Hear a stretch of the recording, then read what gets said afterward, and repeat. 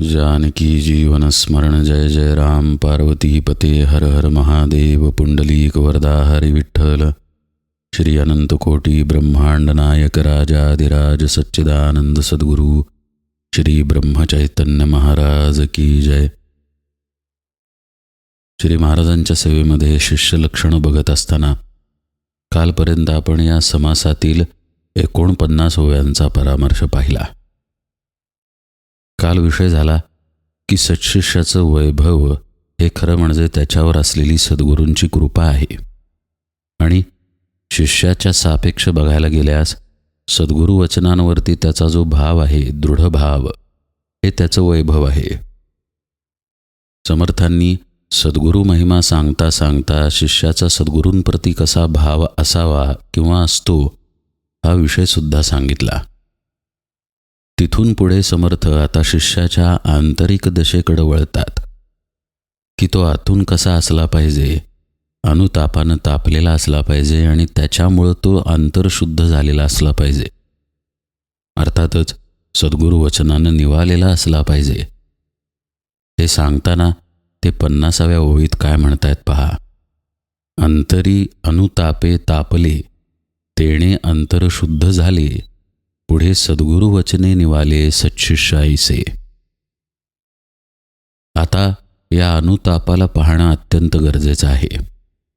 काही जणांना वाटतं अनुताप म्हणजे पश्चात्ताप, पण तसा त्याचा अर्थ नाही. पश्चात्ताप हा प्रासंगिक आहे. अनुताप या शब्दामध्ये अनु हा एक महत्त्वाचा शब्द आहे. अनु अधिक ताप म्हणजे अनुताप. हा अनुशब्द पुनरावृत्तीला निर्देशित करतो. पुन्हा पुन्हा होणे म्हणजे अनु आणि ताप हा झालेल्या त्रासाला निर्देशित करतो. समर्थ रामदास करुणाष्टकांमध्ये म्हणत नाहीत का, अनुदिन अनुतापे तापलो रामराया. अनुदिन अनुतापे असे शब्द समर्थ वापरतात. म्हणजे कोणत्या तरी एका दिवशी मला त्रास झाला असं ते म्हणत नाहीत. वारंवार कित्येक दिवस त्रास होतोय. अनुदिन आणि अनुतापे म्हणजे पुन्हा पुन्हा तो त्रास होतोय. त्यामुळं हा त्रास पुन्हा पुन्हा होणारा आहे ही गोष्ट आधी ठरली म्हणजे तो अनुताप. आणि आता हा ताप कसला आहे हे समजून घेणं पण गरजेचं आहे. काही जणांचं असं मत आहे की सांसारिक कटकटी किंवा त्रास म्हणजे हा ताप आहे, जो पुन्हा पुन्हा आपल्याला संसारात होत असतो, म्हणून अनुताप म्हणजे संसारातील कटकटी. पण असा अर्थ इथे नाही, कारण अशा कटकटी असलेले पुष्कळ लोक समाजामध्ये आहेत, पण ते सगळे परमार्थप्रवण असत नाहीत. शिष्य हा परमार्थप्रवण आहे आणि अशा शिष्याला अनुताप झालेला आहे असं समर्थ म्हणतायत. म्हणून हा ताप शब्द समजून घेताना शिष्याची आंतरिक स्थिती पाहणं गरजेचं आहे. शिष्य ही एक अशी व्यक्ती आहे जी साधनेचा प्रयत्न करत आहे. वारंवार हा प्रयत्न त्याचा सुरू आहे आणि अर्थातच ती साधनेच्या प्रयत्नात असल्यामुळं दुसरीकडे ती प्रपंचामध्ये गुंतलेली आहे. म्हणजे पहा, एक पाय चिखलामध्ये आहे आणि एक पाय पवित्र अशा पाण्यामध्ये आहे, स्वच्छ निर्मळ पाण्यामध्ये आहे. आता निर्मळता कुणाला नको आहे, स्वच्छता कुणाला नको आहे. म्हणून जो पाय घाणीमध्ये आहे त्या पायाचा त्रास साधकाला होतो. हा तो ताप आहे खरं म्हणजे. आपलं मन आपल्याला वारंवार बाहेर खेचतं. बाहेर अनंत प्रकारचे विषय आहेत, पाहण्यासारखी ठिकाणे आहेत, खाण्याचे पदार्थ आहेत, वस्त्रांचे प्रकार आहेत. प्रत्येक गोष्टींवरती आपलं काहीतरी मत आहे. मग ते जागतिक राजकारण असो, अर्थकारण असो, नाहीतर आपल्या गल्लीत खणलेला खड्डा असो, प्रत्येक गोष्टीवर आपल्या मनात काही ना काही विचार आहेच. शिवाय कुणाबद्दलची निंदा, कुणाबद्दलची स्तुती, कुणाबद्दलचं चांगलं मत, कुणाबद्दलचं वाईट मत, कुणी आपल्याला कसं वागवलं, कुणी आपल्याला आदरानं वागवलं, कुणी आपला अपमान केला, या आणि अशा अनेक प्रकारच्या स्मृती आणि त्या स्मृतींसंदर्भातले विचार आपल्या मनामध्ये आहेत. शिवाय कामवासना, लोभ, मोह, दुसऱ्याप्रती असलेला द्वेष या पद्धतीचे विचारसुद्धा आपल्या मनामध्ये आहेत. एकूण काय, या सगळ्या घाणीमध्ये साधक असतो, पण तो साधनेचा प्रयत्न करत असतो, म्हणून त्याला या घाणीचा त्रास होतो. पूर्वापार कीर्तनकार एक गोष्ट सांगत आलेले आहेत. एक किडा होता जो गटारात राहणारा होता. त्या किड्याला भगवंत प्रसन्न झाला. भगवंतानं विचारलं, तुझी काय इच्छा आहे? तर किड्यानं सांगितलं की हे गटार मला जरा अपुरं पडतं, मला आणखीन खोल, रुंद आणि मोठं असं गटार दे की जेणेकरून मला मुक्तपणे विहार करता येईल. जो मनुष्य जन्मामध्ये आहे पण साधनेचे प्रामाणिक प्रयत्न करत नाही, अशा मनुष्याची या किड्यासारखी अवस्था असते. म्हणजे त्याला त्या गटाराचा त्रास नाही आहे, त्याला ही जाणीव नाही आहे की भगवंत आपल्याला यातून बाहेर काढेल आणि आपला उद्धार करेल. त्याला ज्या गटारामध्ये तो राहत आहे ते गटारच सर्वस्व वाटत असतं. म्हणजे ते घाण आहे याची मुळात त्याला जाणीवच नाही आहे. तसंच जो साधनेमध्ये जात नाही किंवा साधनेचे प्रयत्न करत नाही अशा माणसाचा आहे. त्याला ही असलेली सांसारिक प्रापंचिक कटकट म्हणा किंवा जे काही भोग वाट्याला येतात ते गोडच वाटतात. अशा साधकाचा इथे विषय नाही. ज्याला ही जाणीव होते की आपण घाणीत आहे आणि बाहेर पडू शकत नाही, त्याला त्या घाणीचा त्रास होतो आणि तो ताप इथे अपेक्षित आहे. समर्थ म्हणतायत, असा शिष्य अनुतापी असतो. म्हणजे असा ताप त्याला एकदाच होऊन गेलेला आहे असं नसून वारंवार होत असतो. आता हा ताप वारंवार का होतो हे पाहणं पण गरजेचं आहे. असं पहा, आपलं जीवन हे प्रवाही आहे. कायम घडणारी गोष्ट म्हणजे हे जीवन आहे. जसा नदीचा प्रवाह असावा तसं. नदीच्या काठी आपण उभे राहिलो तर प्रवाह डोळ्याला वाहताना दिसतो. असं असतं का की इकडे प्रवाह आहे, मध्ये नाही, परत प्रवाह आहे, परत नाही? असं नसून सलग प्रवाहानं नदी वाहत वाहत समुद्राला जाऊन मिळते. अगदी तसंच आपल्या जीवनाचं आहे.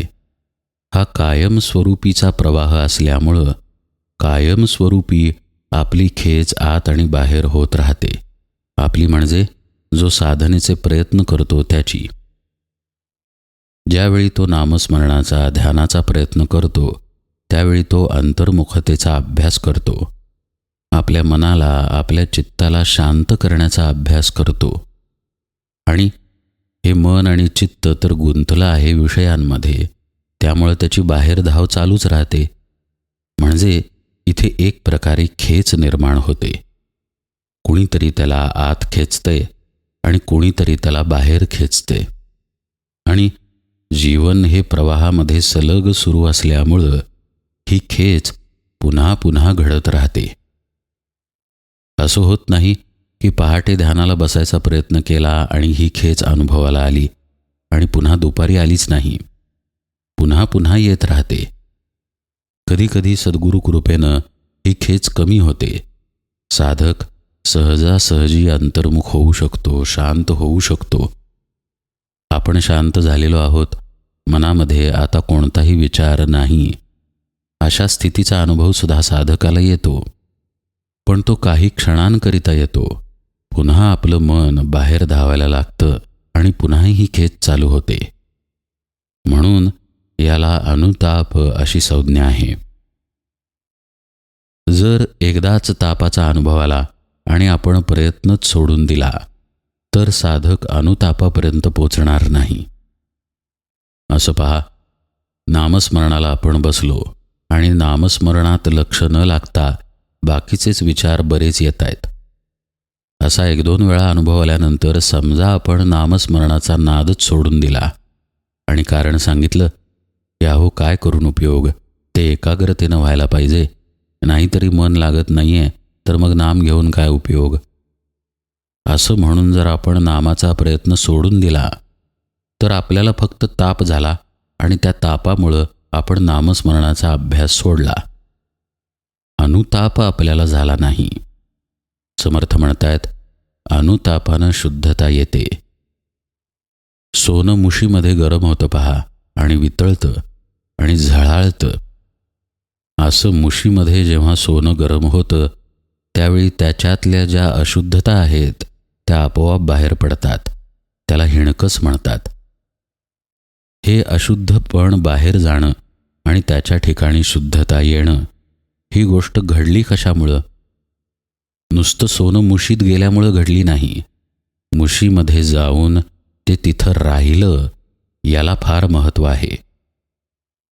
नुसतंच मुशीमध्ये घातलं, गरम झालं आणि बाहेर काढलं, असं जर आपण केलं तर ते शुद्ध होणार नाही.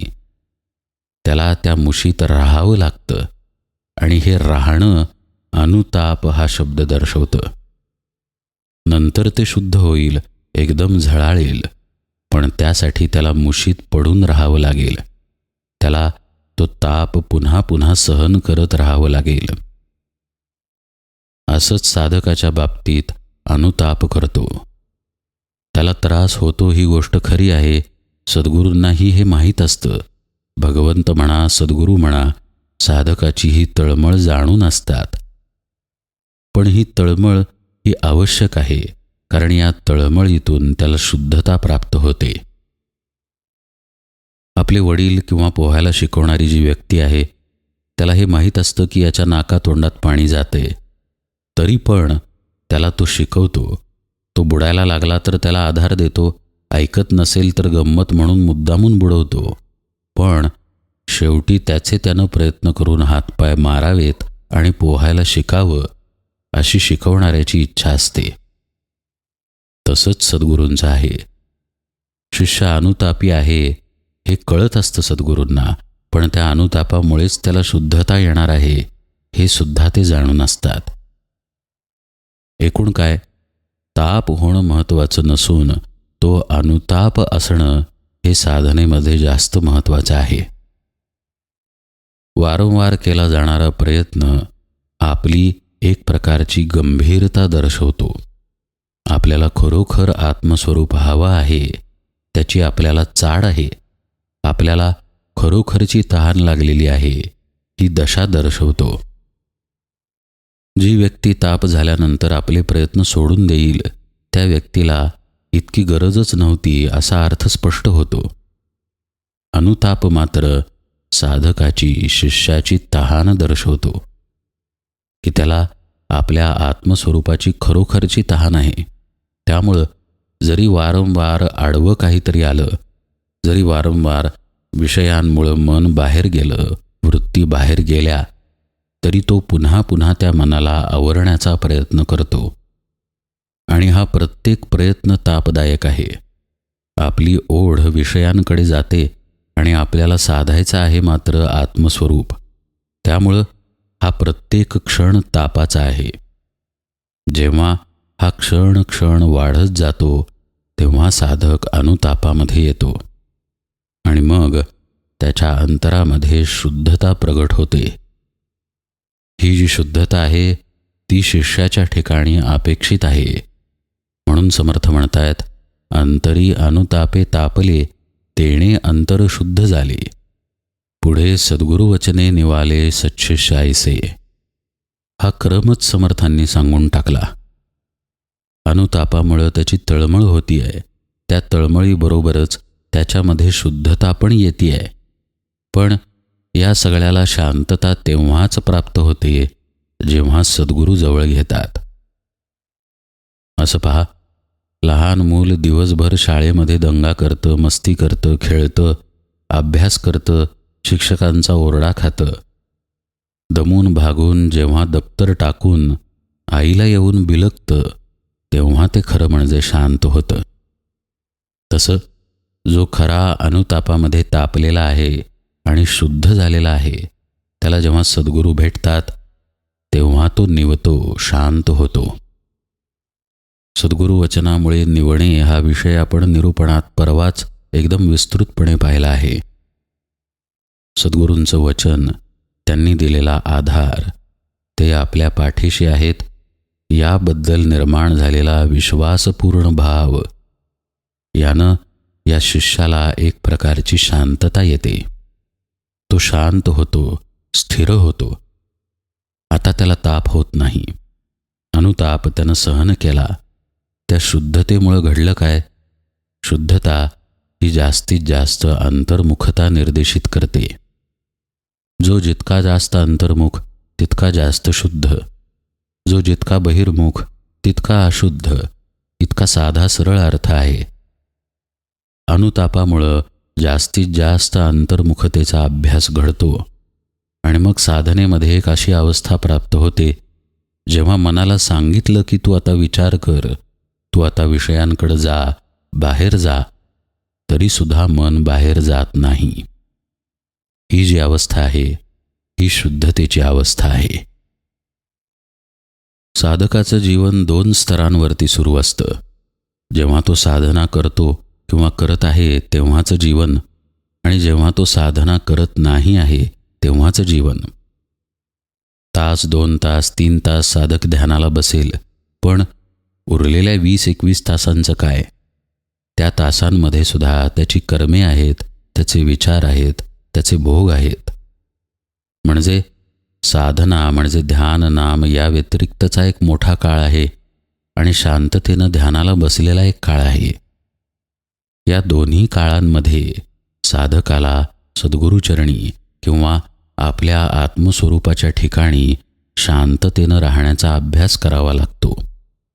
त्यामुळं त्यावेळी त्याच्या जर काही उपयोगाला येत असेल तर ही शुद्धता येते.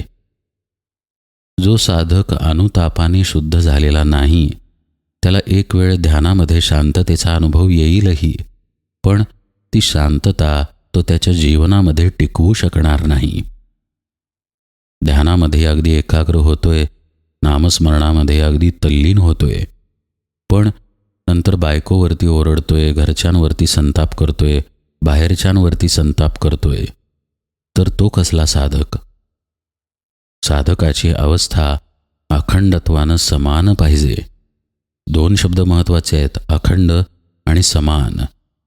अखंडत्वानं तो त्या अवस्थेमध्ये पाहिजे. कोणत्या? ज्या शांततेच्या अवस्थेला तो ध्यानामध्ये पोचला ती अवस्था. आणि ती अवस्था समत्वानं त्याच्या जीवनामध्ये भरून राहिली पाहिजे. जसं साखरेचा पाक असतो पहा. साखरेचा पाक वाटीत घेतला की वरती गोड आहे, मध्ये गोड नाही आणि तळाशी गोड आहे असं संभवतं का? साखरेचा गोडपणा पूर्णपणे त्या पाण्याला व्यापून असतो, म्हणून त्याला साखरेचा पाक म्हणतात. तसंच साधकाचं किंवा शिष्याचं जीवन नामामध्ये जी शांतता मिळते, जो आनंद मिळतो, त्यानं व्यापलेलं असलं पाहिजे. आणि असं शिष्यानं असणं म्हणजे सद्गुरू वचनानं निवलेलं असणं, शांत झालेलं असणं.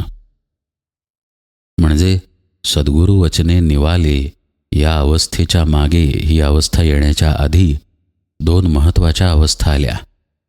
एक म्हणजे अंतरशुद्ध असणे आणि ती शुद्धता येण्यासाठी अनुताप घडणे. साधनेचे प्रयत्न आणि आपलं मन चित्त विषयाकडं ओढलं जाणं हे कायम सुरूच राहणार आहे. जो खरा परमार्थी आहे, ज्याला खरोखर भगवत स्वरूपाची अनुभूती घ्यायची आहे, ज्याला खरोखर आपल्या आत्मस्वरूपाला प्राप्त व्हायचं आहे, तोही ओढाताण सहन करतो आणि मग अनुतापानं शुद्ध होऊन सद्गुरू वचनानं शांत होतो. समर्थ असं ज्याचं घडतं त्याला सच्छिष्य म्हणतायत पहा. अंतरी अनुतापे तापले तेणे अंतर शुद्ध झाले, पुढे सद्गुरू वचने निवाले सच्छिष्य ऐसे. मग असा जो सच्छिष्य आहे तो त्याच्या मार्गावरून कधी ढळत नाही. पुढे समर्थ काय म्हणतात पहा. लागता सद्गुरू वचन पंथे झाले ब्रह्मांड पालथे, तरी ज्याच्या शुद्ध भावार्थे पालट न धरीजे. ब्रह्मांडाची जरी उलथापालत झाली तरी त्याचा शुद्ध भाव पालटत नाही असं समर्थ म्हणतायत. एक गोष्ट लक्षात घ्या, ही अवस्था आहे बरं का.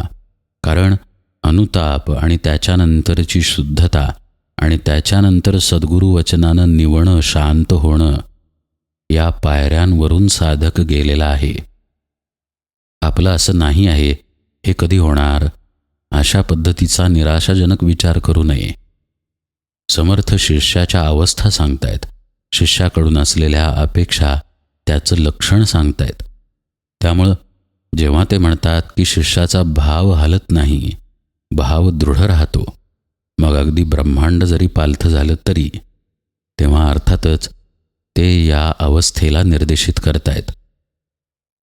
अशावेळी साधक अत्यंत एकाग्रतेनं, अत्यंत अंतर्मुखतेनं आणि अत्यंत निष्ठेनं सद्गुरुपदिष्ट साधनेमध्येच राहतो. तो देहानं काहीही करत असो, पण त्याचं मन, त्याचं चित्त हे कायम नामामध्ये राहतं, सद्गुरुपदिष्ट साधनेमध्ये राहतं. आणि हे असं अनन्यतेनं साधनेमध्ये राहणं, अनन्यता हा शब्द आहे बरं का, म्हणजे त्या शिष्याला दुसरं काही माहीतच नसतं. अगदी नवजात अर्भकासारखं, त्याला जसं आपली आईच माहीत असते तसं. असं जो अनन्यतेनं साधनेमध्ये राहतो, तो खरं म्हणजे सद्गुरूंना शरण आलेला असतो. ही खरी शरणागतता आहे. पुढे समर्थ म्हणतायत पहा, शरण सद्गुरूस गेले, सच्छिष्य ऐसे निवडले, क्रिया पालटे झाले पावन ईश्वरी. हे खरे सच्छिष्य, हे खरे शरण आलेले सच्छिष्य. आणि मग त्यांच्या बाबतीत काय होतं, त्यांची क्रिया पालट झालेली असते, असं समर्थ म्हणतायत. हा क्रिया पालट विषय सुद्धा पाहणं गरजेचं आहे. क्रिया म्हणजे काय? क्रिया म्हणजे आपली चित्ताची, मनाची सुरू असलेली धाव. क्रियेचा आणखीन एक अर्थ म्हणजे आपल्या श्वासांची गती. इडा आणि पिंगळा या दोन नाड्यातून वाहणारा प्रवाह म्हणजे पण क्रिया. क्रियायोग हा शब्द ऐकून असतील काही जण. या नाड्यांचा उपयोग करून जो योग केला जातो तो क्रियायोग आहे. ज्या योगामध्ये आपलं मन आवरून, चित्त आवरून भगवंतामध्ये विलीन केलं जातं, तो क्रियायोग आहे. क्रिया हा शब्द अशा अर्थानं इथं आलेला आहे. समर्थ म्हणतायत, त्या साधकाचा क्रिया पालट होतो. म्हणजे काय?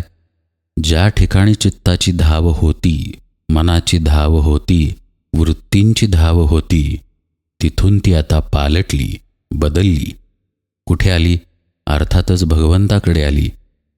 आधी ती धाव होती विषयांकडं, देहाकडं किंवा देहभोगांकडं.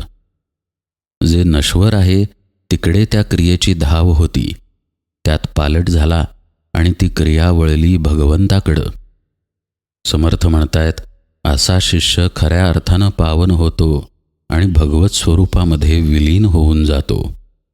त्यांचे शब्द आहेत, शरण सद्गुरूसी गेले, सच्छिष्य ऐसे निवडले, क्रिया पालटे झाले पावन ईश्वरी.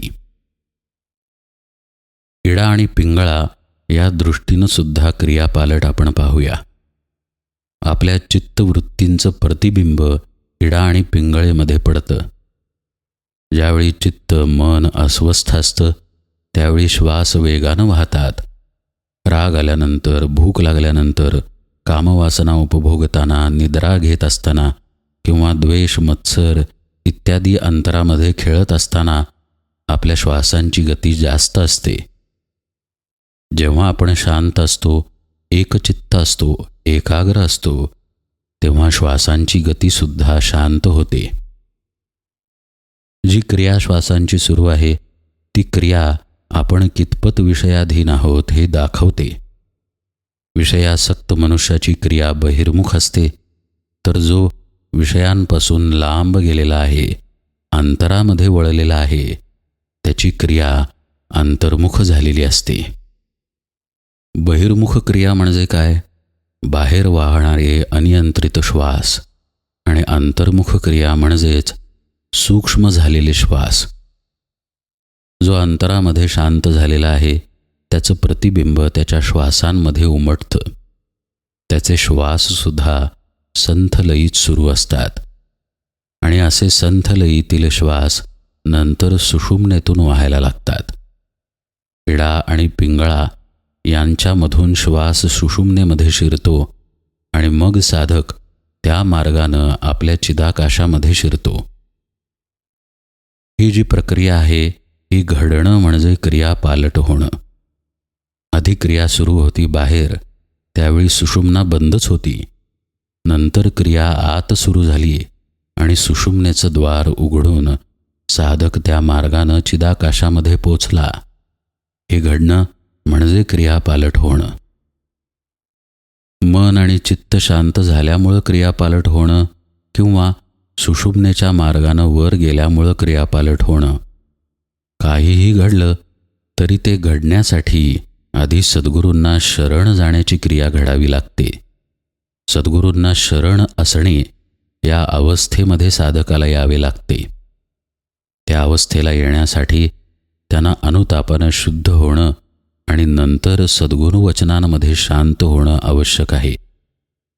असं शांत झालेला साधक अत्यंत स्थिरतेनं अविचलपणे सद्गुरूपदिष्ट साधनेमध्ये रमून राहतो आणि नंतर जसजसा त्याचा देहभाव लयाला जातो तसतसा तो अधिकाधिक सद्गुरूंना शरण येतो आणि ती शरणागतता अखेर त्याची संपूर्ण शरणागततेत परावर्तित होते आणि मग क्रिया पालट होतो. हा क्रियेचा पालट जो घडतो त्यामुळे साधकाला त्याच्याच आत त्याच्याच स्वरूपाची प्राप्ती होते. हे जे चिदाकाश आहे, जिथे सुषुम्नेच्या मार्गानं साधक जातो, या चिदाकाशालाच ब्रह्मांड अशी सुद्धा संज्ञा आहे. चिदाकाशाच्या वरती ब्रह्मरंध्र आहे. त्या ब्रह्मरंध्राचा भेद करून साधक सहस्रदळ स्थानात पोचतो आणि तिथे तो आत्मस्वरूपाकार होतो. हे सगळं घडतं क्रिया पालटल्यामुळं. या मनाची साथ आपल्याला अगदी चिदाकाशापर्यंत असते. चिदाकाशामध्ये या मनाचा संपूर्ण लय होतो आणि साधक उन्मनावस्थेमध्ये जातो आणि उन्मनीमध्ये त्याला भगवंताचा, आपल्या आत्मस्वरूपाचा साक्षात्कार होतो. या चिदाकाशामध्ये जोपर्यंत मन आहे आणि साधना खोल गेलेली आहे तोपर्यंत सविकल्प समाधीचा अनुभव येऊ शकतो आणि मन जेव्हा निघून जातं तेव्हा निर्विकल्प समाधी अनुभवाला येते. पण निर्विकल्प समाधीसुद्धा दीर्घकाळ टिकावी लागते. तेव्हा मनाचा संपूर्ण लय होतो आणि उन्मनी अवस्था प्राप्त होते. म्हणजे पहा, आधी काय होता जीव? आधी जीव पूर्णपणे बहिर्मुख होता, विषयासक्त होता, इंद्रियांच्या अधीन होता. तिथून त्याचा उलटा प्रवास सुरू झाला आणि क्रिया पालटत पालटत तो शेवटी आत्मस्वरूपापर्यंत पोचला. जीव आता जीव न राहता शिवच झाला आणि शिव झाल्यानंतर जीव म्हणून तिथं कुणी नसल्यामुळं जीव आणि शिव या दोन्हींचा लय झाला आणि साधक ईश्वरामध्ये मिळून गेला, ईश्वर स्वरूपाशी ऐक्य पावला. शरण सद्गुरूसी गेले, सच्छिष्य ऐसे निवडले, क्रिया पालटे झाले पावन ईश्वरी. असा हा विषय. ही क्रिया पालट नावाची गोष्ट आपण एका सूत्रबद्ध पद्धतीनं नुसती पाहिली, पण यात सुद्धा प्रत्येक टप्प्यावरती गहन अर्थ आहे. आपले श्वास कशा पद्धतीनं सुरू आहेत हे कसं ओळखायचं, किंवा आपण करत असलेल्या नाम ध्यान या साधनांचा परिणाम श्वासांवरती कसा होतो.